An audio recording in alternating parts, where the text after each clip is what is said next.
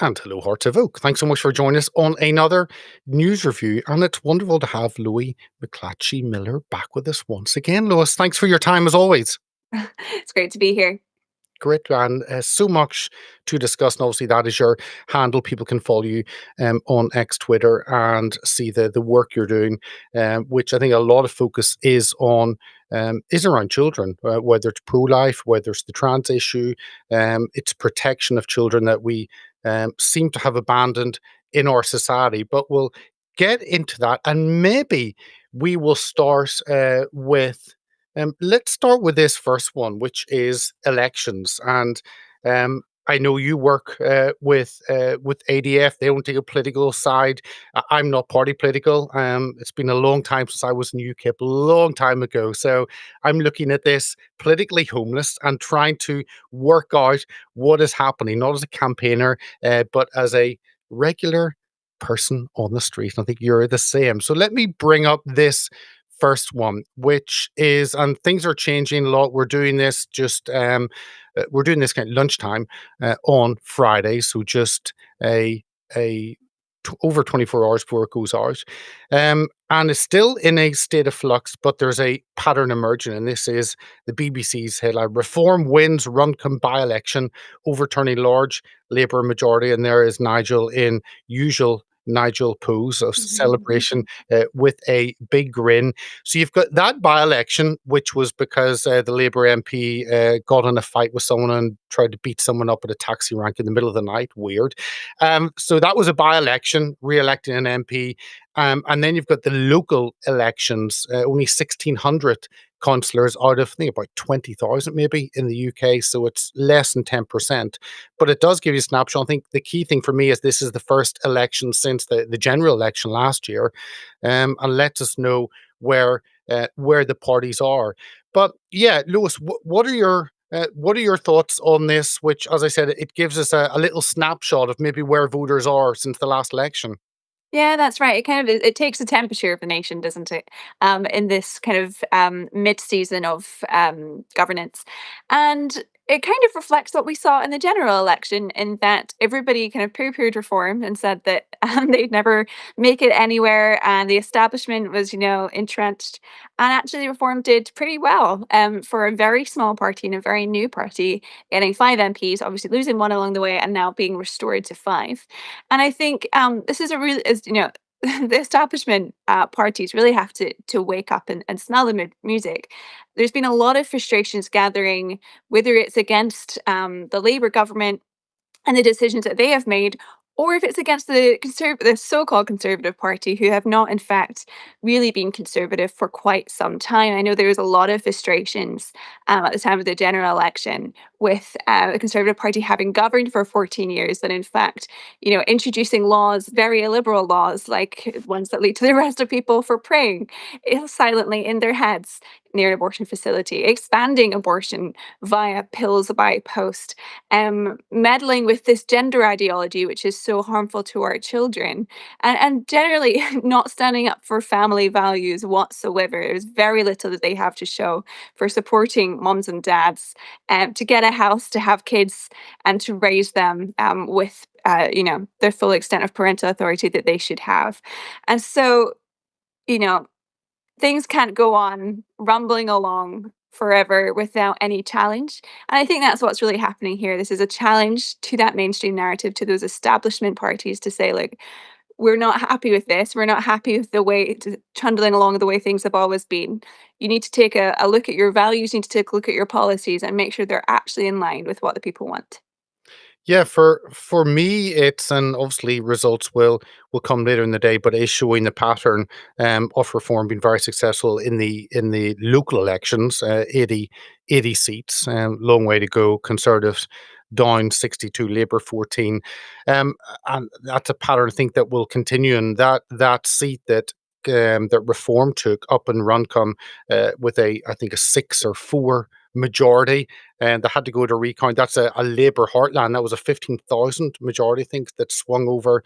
And I think the Conservatives and Labour are getting a bit peeved at people me suggesting, oh, Reform are now the opposition, a party that you said just new, only been there since 2018. Um, and as you said, the Conservatives have got us into this mess. My concern, and you may or may not comment on it, my concern is that reform are not necessarily conservative. They are different, and they've got issues on immigration, for instance, but certainly on the pro-life, they are afraid to touch that, as are really most parties. So I don't know. Kind of my thinking is reform might be a bit better. I would like a lot better, but yeah, I don't know if we have that option. Yeah, I think reform should take note that a lot of the Conservatives have left the Conservative Party because of those issues, because of that lack of social conservatism. And they shouldn't be afraid to step into that vacuum and to propose policies. You know, mums and dads are crying out for support to be good parents, to be able to protect their children and for them, what the awful things that are being taught. We have examples of in sex ed in schools, for example, and just protect them from a lot of the ideologies that we see banning around the country today. You know, women are very frustrated with this kind of boomer level feminism that has trickled down, that has been informing all of our policies on women. You know, the Tories instead of helping us stay home to look after our kids if we want to, only ever provided ways for us to get back into the workplace as soon as we could after having a child. And Labour have taken on that mantle as well with the same kind of ideas, introducing breakfast clubs so mums can get to work even earlier instead of stay at home and have breakfast with their kids. And so there's only really one option when we come to social conservatives or to come to social values in the UK, and they've leaned very liberal. And so there is a huge vacuum. And if reform were to take up that mantle and to put forward some really thoughtful policies to support families and you know, support the building blocks of our society in the UK, that would be incredibly welcome. And I think they'd win a lot more support if they did so. But we remain to see if that will be taken up. It would be a win-win. I think the danger of some parties who are on the right shift to the center ground to try and get as many votes and then don't know what they stand for. So, but yeah, this is a ongoing. We won't have a general election until 2029, obviously. This is with the mayoral elections, direct elected mayor and the locals. But it does give that snapshot. But let me move on to a story that you did post, and this is the Scottish Greens and this transgender, uh, individual. Scottish Greens suspend trans council candidate over sexual misconduct allegations. Erin Browning, and that's Erin on the right, who was the Scottish Greens candidate for Clydebank Waterfront, being suspended by party bosses who have also reported him to police. It was either him or her. Anyway, interesting how they fall over themselves with confusion on knowing what terms to use. Yeah, you put this up, and it's. I guess my whole concern is when you remove the boundaries, then anything goes. You no longer have guidelines for society, and that seems to be where we're going. But yeah, what were your thoughts on this story? Yeah, like we can say it with confidence. Aaron Browning is a man, he's a male. And I was pleased to see actually in the Daily Express, they used the biologically accurate pronoun for him. Because he is a man, and we need to just get really comfortable with there is only men and there is only women, and using confusing language with trans man, trans woman, nobody really knows where they stand with it or what it is. And I think we're starting to see a shift to just get back to clarity. I think we saw that with the Supreme Court ruling 2 weeks ago, fantastic ruling that really affirmed very basic biological truths that we've known since we were babies, that sex is binary, that men can't become women, and including things like men can't get pregnant. Not a children's biology textbook, in fact, a Supreme Court ruling. But so But it's but uh, shocking to but see that. but our prime minister needed that Supreme Court ruling to help him understand, which makes you wonder Yeah. what goes on inside his head. Well, indeed. Well, I don't really believe that he didn't know, but if he needed the Supreme Court to give him confidence to assert that reality, then that's fine. But yeah, I think we've really shifted towards reality, and that's such a good thing because you know what, like I don't want to um come across as not having any sympathy, because it's clear that this man who goes by the name of Aaron is very confused and very troubled young man, and has, you know, now landed in a live police investigation, which obviously we shouldn't comment too much on. But it is the adults in the room who led this young man to believe that he could become a woman, that by having drugs and scalpels and goodness knows what to change his body, that he can really become somebody else, become a different sex. And he actually should have always been told that no, you're a man and you can be loved and supported as the man that you are. And his family should have rallied around him and said, you know, we love and support you, and you have to love the skin you're in, and we'll help you to do that. That would have been the loving message. That would have been the affirming message. That would have helped him. But no, he was put on this pathway. He looks quite young. I think he's probably in his early 20s, and he was put on this pathway probably a few years ago, and pushed along a journey. It's horrific, but I am really glad to see the UK has come to its senses to some extent now. And the next steps are to roll that out across all of our services. So we have this landmark Supreme Court ruling. We've got a number of other helpful legal rulings from across the last 5 years as well. And the important thing now is that this doesn't just stay in the court, but this trickles down. So we need to be pushing this message: sex is binary and gender ideology is cruel, into schools and in the prison service and in, you know, swimming pools and on all the places that have jurisdiction or guidelines on sensitive spaces for women and men, that they just have to follow this now. So I'm hopeful to see. I know there's been resistance in some NHS trusts to applying this, but ultimately they have to, or they're leaving themselves open to a legal suit. So they must comply, and they must comply not only for the law but for the good of the people that they serve. I saw you getting called a religious extremist for this common sense view. I know. Well, color me radical because I've always known what a man is and what a woman is. And I will never believe that a child that is too young to decide what to have for breakfast is old enough to decide that they need drugs and scalpels to forever change their body. You know, studies come out all the time about the harms that this can cause to young people, causing them to be infertile, to have sexual dysfunction for the rest of their lives, to have psychiatric problems, a whole host of different difficulties. And we're giving that to children because they ask for it. It's insane. So we must clamp down on that and make sure that this scandal ends forever. Absolutely. Well, you'd also done a thread which was really interesting, looking at what is happening stateside and for the war in posse. Here's your US section. But yeah, 5 things to know about the US review on gender medicine for kids. Here are the first 3 we can touch on, and then I can bring up the other 2. It wouldn't all fit in one screen. So it says that the quality of evidence to justify giving hormone treatments to kids is very low. In fact, it says such treatments can cause significant harm, including infertility, cognitive problems, heart disease, etc. And then the third point was the review ordered by the Trump administration, but it was conducted by researchers from a range of backgrounds, some of whom are politically critical of him. This isn't politics. This is science. Um, Pick up on some of those points and may expand on them a little bit. Sure. So this is a report that was published yesterday from the States, and it's a bit like the US version of the CAS review, you know, that big review that we had in the UK a number of years ago, that systemically collected all the evidence on puberty blockers that were being given to kids to quote unquote change gender, and it unveiled a lot of the harms. Now, the US has done their own version and looked into it with these researchers who are not party political. Obviously, it's a political topic, but they've made sure that all the researchers are just looking at the science behind these chemicals, because all of us should want to know, right? Whether you're left or right, you should want to know if these drugs are causing harm to kids.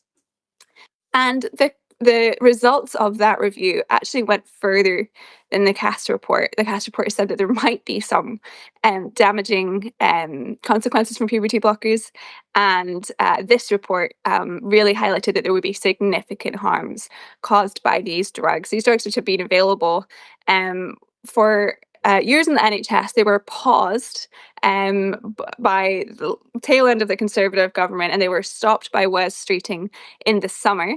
Although, unfortunately, which might lead me on to my next point, there is the possibility to do a drug trial in the United Kingdom, which does allow children to continue on with these toxic substances. And so this review has been really helpful to highlight the harms that we're causing kids for the sake of nothing other than ideology. Let me bring up that, and then we can touch on that, because this Yeah. is a worldwide debate. And I was concerned that, well, it did seem America were being left behind. in terms of what Europe were asking questions and had suspended some parts. It seemed to be smoke and mirrors, and the US seemed to be pushing onwards because I guess it's a lucrative industry. I know of Jeff Younger on talking about that and his experience in the US. But yeah, that was the fourth one you mentioned there. US cases review opened the door for the NHS to begin a drug trial for puberty blockers, and they're launching a 10 million trial of puberty blockers, which weirdly is the first trial, I assume. And then it makes you wonder, well, who's authorized the use of drugs that have not gone for a trial? You don't do something for 15 years and then think, oh, maybe we should check the drugs are safe. It kind of should be the other way around, or have I missed something? Well, here's the really strange thing. So, we decided it was too dangerous to be giving out these drugs in the NHS. But the CAST report, although it contained a lot of good and helpful information, did leave the door open for the UK to have these drug trials. And so, unfortunately, some children who are desperate to get these drugs that we know will be very harmful to them are now able to convince their families to put them on this drug trial. Now, there is no cap on the number of places on this trial. And the UK taxpayer is funding this trial to the tune of over £10 million. So we know these things are dangerous, and yet we're still allowing them to be used in an experiment. Now, the US report, so that was the UK, the US report has looked at this trial and said, no, this is unethical. You shouldn't be experimentally making children infertile for the rest of their lives. I mean, at 12, 13 years old, a child does not know at 30 years old if they're going to want a baby. And in fact, this has been one of the big things highlighted by detransitioners that have come out in the last few years, typically young women in their early 20s who either, so a lot of these girls were swept up in a social contagion. But it was my age group at school, it was anorexia that was a social contagion. And today, we talk about this trans stuff so much that a lot of young women think that they might be trans. If they don't feel that they fit in with their peer group, they start to look at, this is something that will get me a lot of love and attention if I join this other lovely group with lots of rainbows and people who applaud anybody who identifies as trans. We love bomb them. A lot of girls who get swept into this have autism, which of course is something that is makes people feel like they don't fit in. And instead of getting the support they need for that condition, they're getting drugs, scalpels, and puberty blockers. So a lot of girls have been through this. They said, I didn't need these drugs and treatments. I just needed support and help in the skin that I was in, with the brain that I had, with the personality that I had to flourish as myself. But adults put me on this path. And so we know the results, we know how harmful they can be, and yet we're still allowing these experiments to take place. The US said that these experiments, if they're being carried out, should be done on animals. Now, I'm pretty sure that if the government tried to test these harmful drugs on rats, that the animal rights campaigners would have a field day shouting about how terrible this is, and yet we're doing it to human children. It's unbelievable. Well, and yeah, it's really the media that have also normalized that in partnership with governments around the world.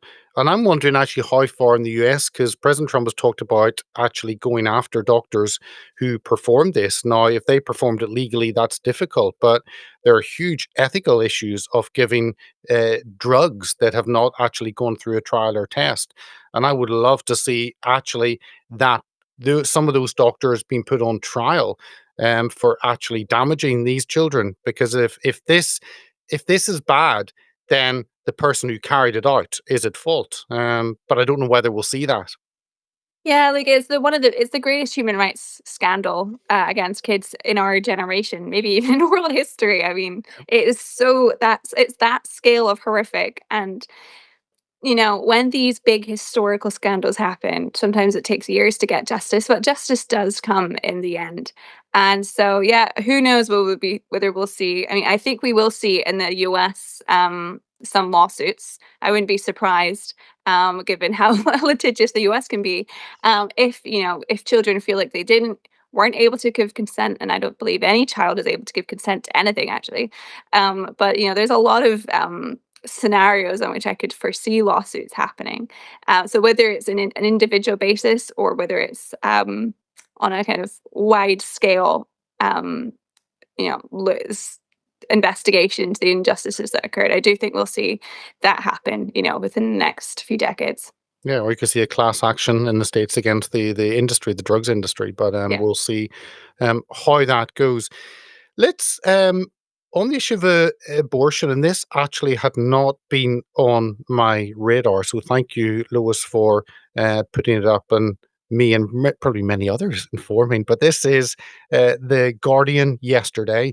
MPs set to vote on decriminalising abortion in England and Wales. Labour backbenchers put forward amendment to legislation that would reform archaic abortion law. Now this seems to be about that if someone carries out an act that is wrong, then they are punished, and if a woman carries out an abortion, then she is responsible for that as well as others, as well as the doctors. And so, yeah, tell us about it because this is maybe an issue that some people pull back a little bit from and think, yeah, maybe they did, but it wasn't their fault. We can't punish them. So how do you frame this in that maybe confused public conversation?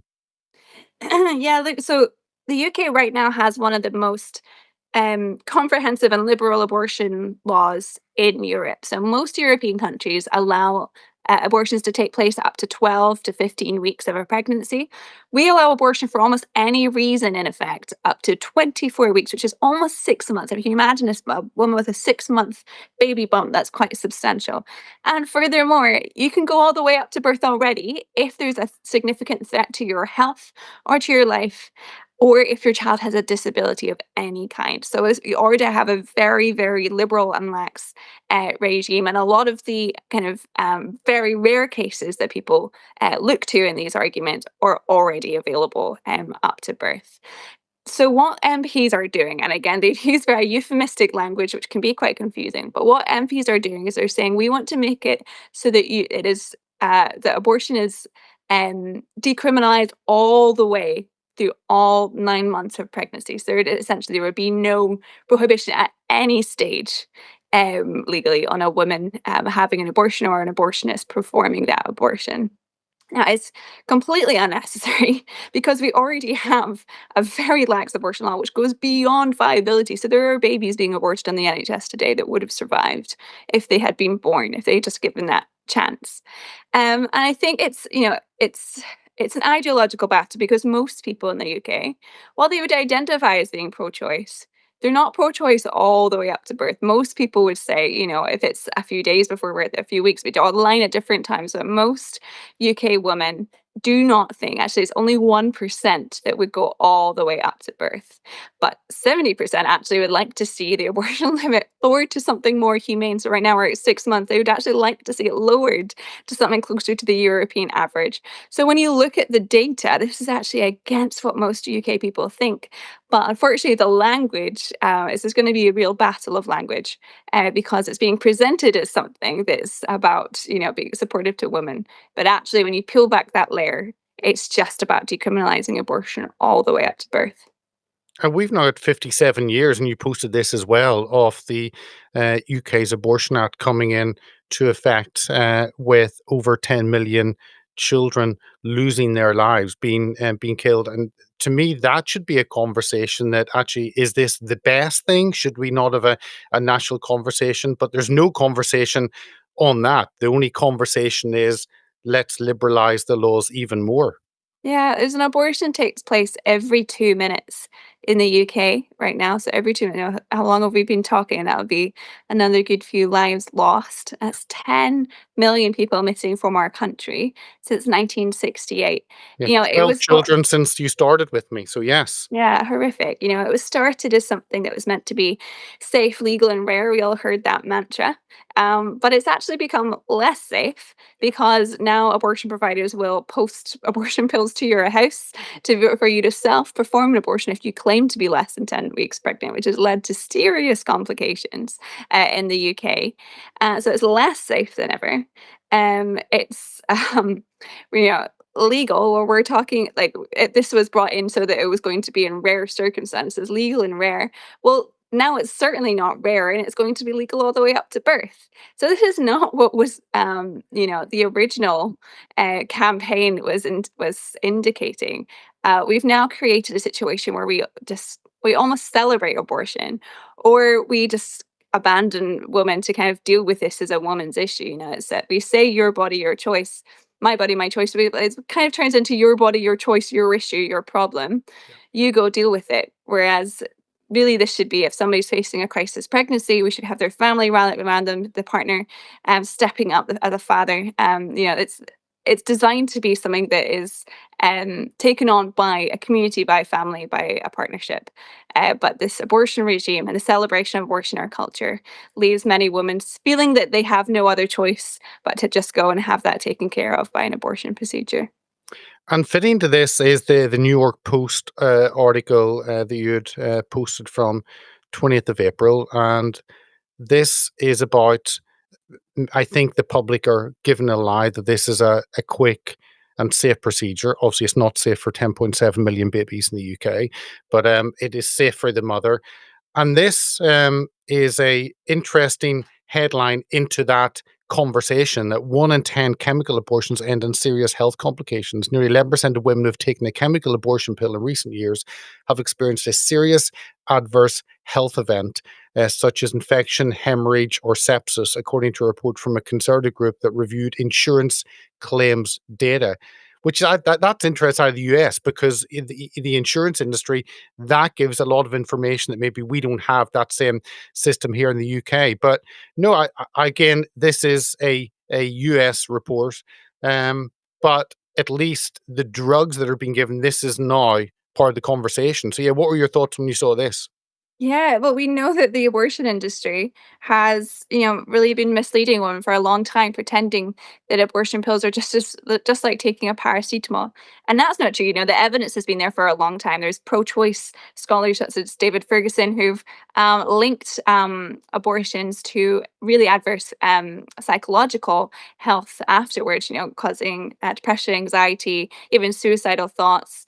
Reliance on drug and alcohol abuse, etc. So we know that the effects, anyone who's had an abortion knows the effects are much more traumatic and severe than just taking a paracetamol. But this was kind of the line that we were fed. Well, now we have yet another study come forward and say that 1 in 10 who take mifepristone, which is an abortion pill that you could use within the first section of pregnancy, that's, you know, can cause serious medical complications, including hemorrhaging and sepsis, etc. And so we know it isn't safe. And we've seen the consequences, especially of women using these pills late in pregnancy because they can access them via the pills by post scheme. And this, the reason why we hear stories occasionally about this, but it's not widespread, is because currently using these pills at the end of pregnancy is against the law. And so many women don't do it because you can't access it lawfully. And when we do hear about it, it hits the news because it's a tragedy, because a woman has been hurt and a baby has been killed. But the politicians who want to take away that law want to take away that deterrent, which could see women accessing these pills very easily all the way up to birth and self-managing abortion very late in pregnancy. Now, the law is there not only to bring justice, but also to protect, and it protects that child, but it also protects that woman from undergoing this very dangerous procedure. And that's one of the key reasons why we must keep the law in place. Yep. Let me bring up that this is you on a day out with Callum. You can tell us me some of the conversations you had. I think it might have been at the did you say it was in the marathon when you went out and It chatted to was people? so we had wanted to go out down to Westminster. We realized during that morning that the marathon was on and we wouldn't really be able to get any conversations on because of the thick crowd. So it was a bit of a flaw in our plan. So we ended up going up to Hyde Park to Speaker's Corridor to have some conversations there. And yeah, I mean, we were inspired by my good friend Billboard Chris, who's a Canadian campaigner who wears a sign saying children cannot consent to puberty blockers. And he goes out and has conversations. And we thought that the Billboard Chris UK. was with us 2 weeks ago for Oh, about the was he? third Oh, or very fourth good. time. So yes, good friend. He's very good. Yes, so I was out with him in Australia, and I had to go having these conversations, and we thought that the UK could benefit from having a few conversations of its own about this other great human rights issue of abortion. And most people don't realize that 1 in 4 pregnancies in the UK ends in abortion. It's an incredibly widespread phenomenon. 1 in 3 women will have an abortion in their lifetime.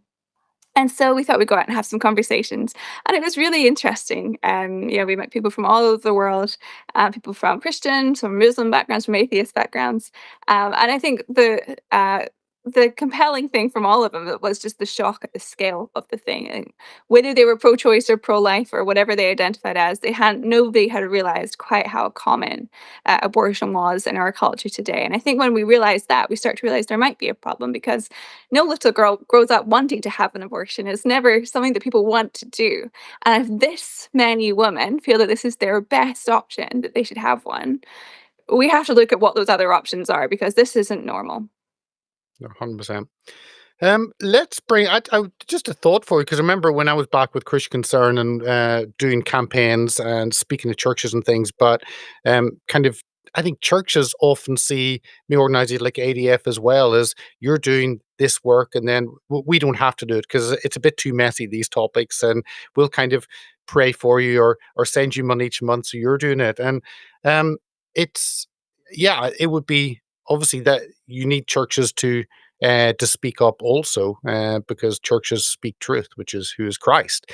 Um, but you've got, I think, in the US, often these issues, churches are more engaged and encouraging people, especially how they vote. Vote for a candidate who believes these.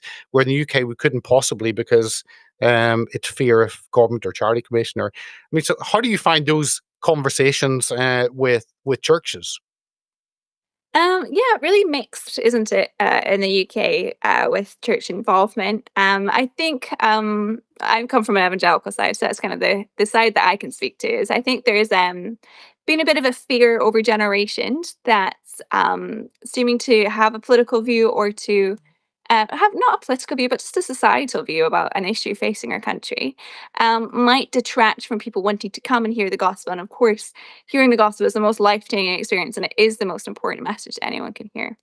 But I think over the years, it's kind of been forgotten that the gospel actually impacts and affects the whole country for better. This message that we have is about um, restoring the land for good, Mm. and redeeming that culture of life. And what does the gospel look like when it outpours? It turns a culture of death into a culture of life. And I think because it's been such a long time since we've dared to discuss these issues, we might have forgotten how to speak about them. And I think there's a big fear in engaging in an issue that people don't feel confident on, about the language that they should use. But that's something that can be easily overcome. So I would encourage church leaders and anyone who's involved in that kind of ministry to just familiarize yourself with these critically important arguments that are affecting. We have to love our neighbor. These issues are affecting our neighbor. These are the real issues that are affecting our neighbors on a day-to-day basis, and they are living in this world where we are seeing all this hurt and suffering, and we have to really understand it in order to point to a solution. So, getting familiar with this, understanding the issues at play, is a part of being able to share the gospel, and that's something that I found really helpful in my own framing of how to handle this as a Christian. I'm just curious. I wanted to ask you that as an offshoot. Let's three other stories, and this is one that you've talked about, the assisted dying bill. And I remember being with Christian Concern out campaigning in front of the House of Commons, probably going back maybe 12 years ago, 11 years ago, when this legislation, this type of thing, MPs have tried to push it time and time again, and it's been a battle that has been held off. But now it is part was going through, is all through. But this top case, he claims assisted dying bill is not compatible with human rights. The legal opinion obtained by a campaign group opposed to assisted dying comes as the government is expected to publish its impact assessment for Kim Ledbetter's legislation. Um, yeah, it's this. I've been surprised that MPs who maybe voted against this previously seem to now have accepted it, despite not, despite lacking, I think, lots of safeguards. It certainly does lack a lot of safeguards, and I think a lot of MPs voted for it at first reading, thinking, we'll put it through and then we'll see if we can amend it and change it to make it better." But in fact, if anyone's been following the process of this bill along the way, it has not been amended in any significant way that could actually make it safe or could actually protect vulnerable people from being swept up and falling through the cracks of an already stretched NHS. We have a health service that struggles to deliver the care that it's mandated to because of a lack of resources and funding. And to introduce assisted assisted suicide into that would give them, I'm sure nobody intended this way, but everyone can see that it would eventually lead to an easy way out. If what's the difference between expensive cancer treatment that could extend someone's life but might not be for a hugely long time, or just giving someone a euthanasia or an assisted suicide death. The calculations are so, so chilling. I think most people can see that this is not a good idea. I hope that the MPs who voted for it on that basis of seeing how it could be changed have been following along the report stage and committee stage as well, and can see that nothing has been significantly reversed as so as to make this safe. And so it must be voted against. It will go to vote on the week of 12th of May. I think it's the 14th of May specifically. And at the same time, in Scotland, we have a bill that's the very same that's going to be voted on the same week. And the Scotland's bill actually is one of the most extensive in the world when it comes to an assisted dying regime.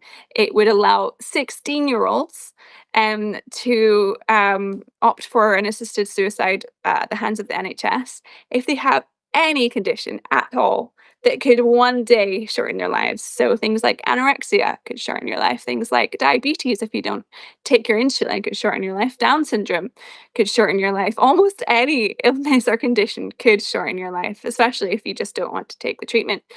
And so it would lead to, if one vulnerable person accidentally dies through this because they really should have had support to live, but somehow they got into the system and got support to die, then this bill is the greatest travesty that we'll have seen in many, many years. We used to, and we always have pointed people to charities like the Samaritans when they have said that they are feeling suicidal. But this will create a two-tier system where if you're sick, you'll get pointed to an assisted death. And if you're physically healthy, you'll get pointed to counseling to help you to live. So really horrific. And this says you touched on up in Scotland, and this was a Daily Mail story, Mhm. personal story. I signed up for Dignitas after being told I had 6 months to live, but doctors got it wrong. Pincher will warn MSP member Scottish Parliament on the dangers of assisted dying. And as you said, the danger is, and you mentioned the abortion legislation, that it's there for a particular purpose and then becomes much wider beyond what many people put it in for. And the huge concern, just like we've seen in many other countries, is that this is not just for someone who's only a couple of months to live, but as you said, it can be widened and given to anyone. And we see that time and time again with legislation. And the fear is it could happen here, whatever safeguards you try and put in. Yeah, that's right. That's Peter Sefton Williams that you've brought up, that piece from the Daily Mail. And doctors get it wrong all the time. I know that because I'm married to one. And Peter had presented to doctor with, I think it was shakes in his arm, and he was diagnosed with motor neuron disease and told that this would be a very painful, very awful death. That he would have, not to make any plans after 6 months because the end could be coming very soon.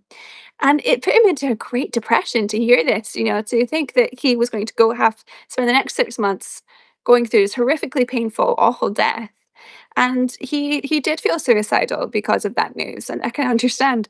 And he thought about throwing himself off cliff. He actually made an appointment to Dignitas as a result. Now, over the following weeks, he kind of pulled himself together and said, "No, I'm not going to go through with an assisted suicide. I will just let this illness progress and let it be." And he went back several times and just to double check and get confirmation of his diagnosis. Yes, yes, it's motor neuron disease. Months went by, 6 months passed, still going strong. 10 months passed, he went back.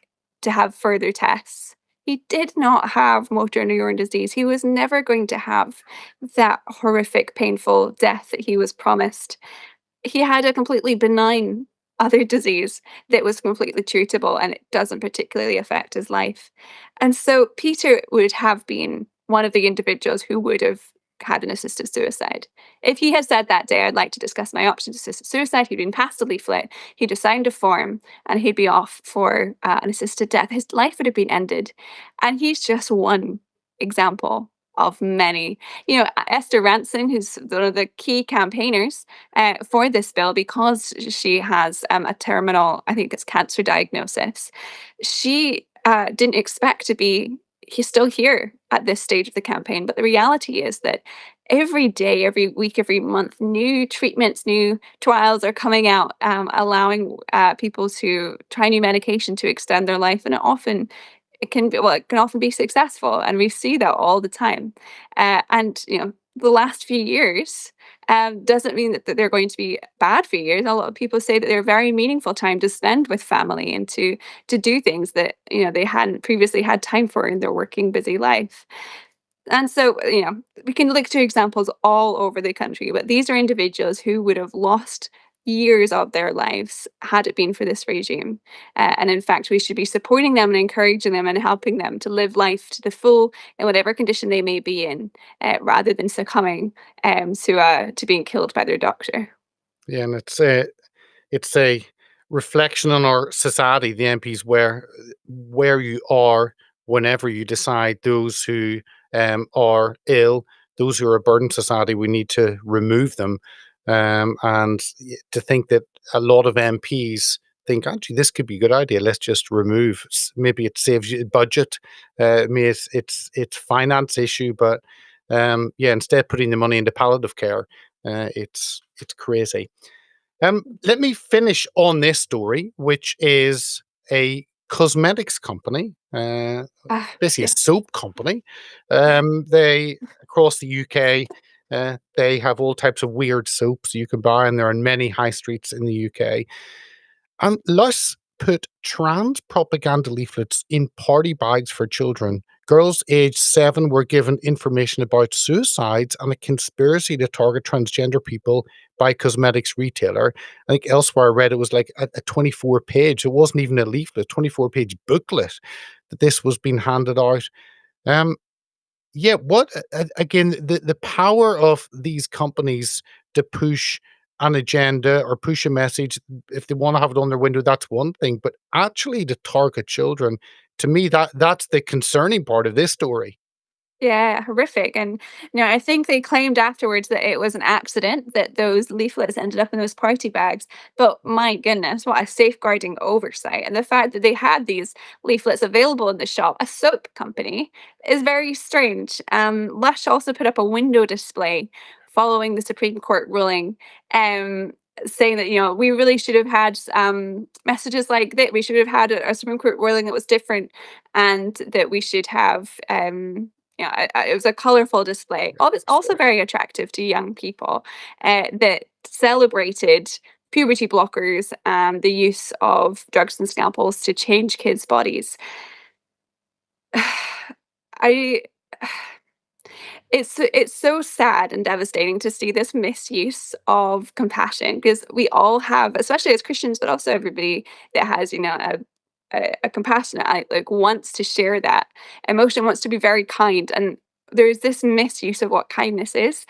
And Lush's display indicated that kindness was to tell a child, you are whatever you say you are, and we will make the way for you to change your body, because that's the kind thing to do.